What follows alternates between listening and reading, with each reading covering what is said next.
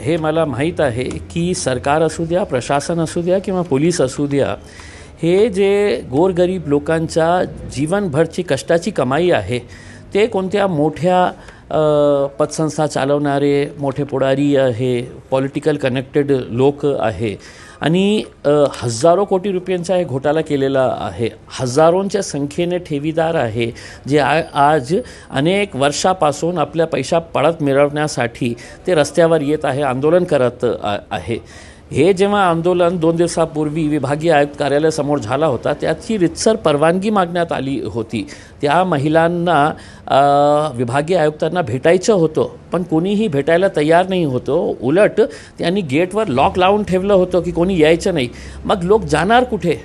म्हणजे कोणीतरी पैसे घेऊन तुमच्या पळालेला आहे त्यांना तुम्ही अरेस्ट करत नाही, मग प्रशासन आणि पोलिसांकडे लोक जाणार नाही तर कुठे जाणार आहे?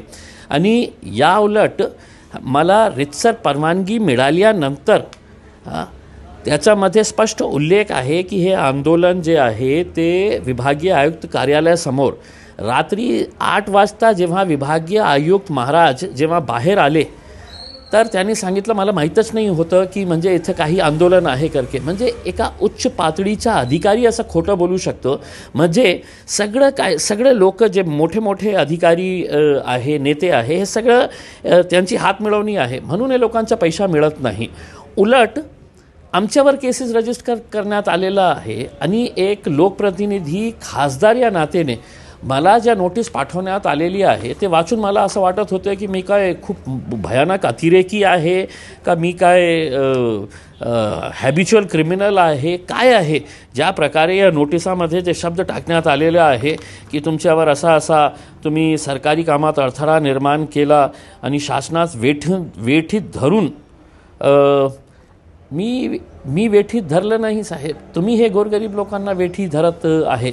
आणि त्याच्यामध्ये कंडिशन्स टाकलेली आहे. मला एका निवडून आलेल्या खासदाराला की इतर कोणताही आता गुन्हा अपराध करू नये. मला सांगण्यात येत आहे की आता इतर कोणताही अपराध करू नये, गुन्ह्यांचा योग्य प्रकारे तपास करण्यासाठी तपास प्रक्रियेत अडथळा होईल असे कृत्य करू नये, अपराधाचा पुरावा नष्ट करू नये, अगर पुराव्यात कोणत्याही प्रकारे फेरफार करू नये, आपणास ज्या वेळी तपासकामी हजर राहण्याचे आदेशित केले जाईल त्यावेळी उपस्थित राहावे. आता त्यांचा जे पॉईंट नंबर 1 आहे, इतर कोणताही अपराध करू नये. हे गोरगरिबांच्यासाठी, हक्कासाठी, त्यांच्या कष्टाच्या पैसा परत त्यांना मिळवून देण्यासाठी हे अपराध असेल तर मी हे अपराध पुन्हा करणार. तुम्हाला जे केसेस करायचे आहे, किती लोकांवर करायचे आहे तुम्ही करा. मी हे गोरगरीब लोकांना कोणत्याही परिस्थितीत सोडणार नाही जोपर्यंत त्यांचा पैसा परत मिळणार नाही. अश्रुधुरांचा मारा देखील करण्यात आलेला आहे. या पोलिसांना देखील मारहाण झाली असा आरोप देखील पोलिसांकडून होतोय. त्यांनी स्पष्ट दाखवून द्या. म्हणजे मला एक प्रश्न विचारायचा आहे पोलिसांना की हे आंदोलन होतं, लोकांनी विनंती केली होती, महिलांनी विनंती केली होती, 80, 85, 95 इयर्सची महिला त्या आंदोलनामध्ये आली होती ज्यांचे 60,000, 1 लाख, 1.5 लाख, 2 लाख रुपये आयुष्यभरची कमाई आहे. त्यांना विभागीय आयुक्तांना भेटायचं होतं. कोणाच्या आदेशावरून त्या गेटवर लॉक लावण्यात आलं होतं? तिथे काय रम्मीचा कार्यक्रम सुरू होता क्या? की नाही कोणी जाऊ शकत नाही तिथे, आपला जुगाराचा हे सुरू आहे? म्हणजे काय चाललं काय? म्हणजे तुम्ही लोकांना भेटणार नाही, पोलीस लॉक लावून ठेवणार. आणि कुठे? मी स्पष्टपणे सांगितलं होतं की जे महिलांनी आम्हाला विनंती केली, वारंवार विनंती केली, आम्हाला अधिकाऱ्यांसोबत बसायचं आहे, चर्चा करायचं आहे, 3-4 तास तो महाशय बाहेर येत नाही. म्हणजे कशासाठी बसलेले आहे तुम्ही त्या खुर्चीवर?